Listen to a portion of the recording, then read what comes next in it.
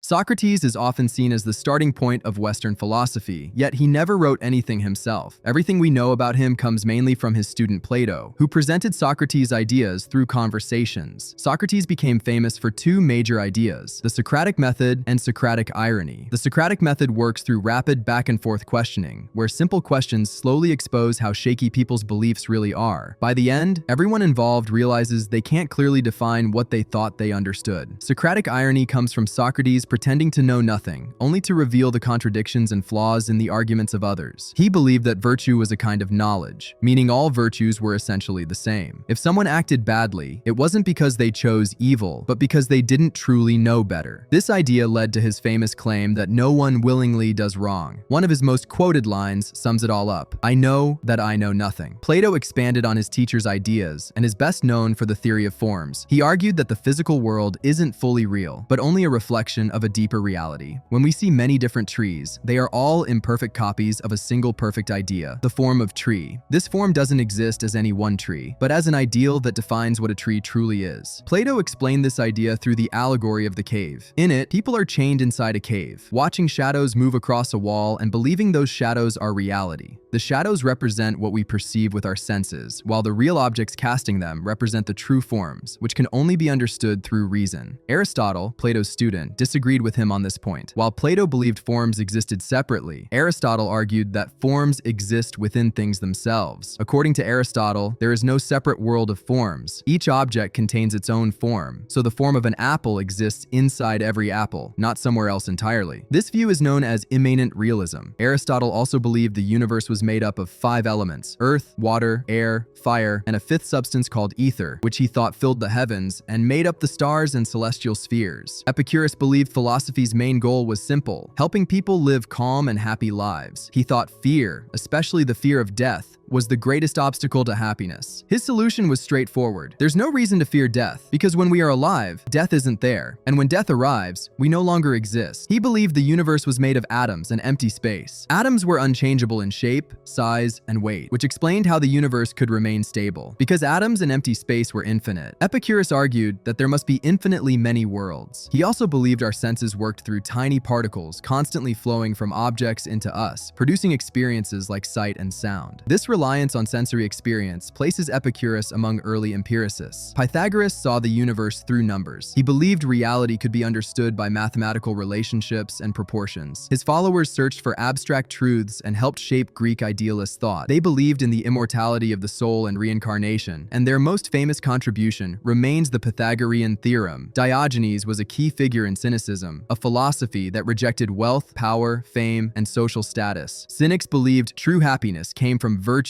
simplicity, and living according to nature. To prove this, they rejected social norms and lived with almost nothing. Diogenes himself owned only a cloak, a staff, and a small bag. He openly ignored social expectations, even performing private acts in public, showing complete freedom from shame. Cynics are also credited with the idea of cosmopolitanism. When Diogenes was asked where he came from, he famously replied that he was a citizen of the world. I'll be making more philosophy videos, so subscribe to see them.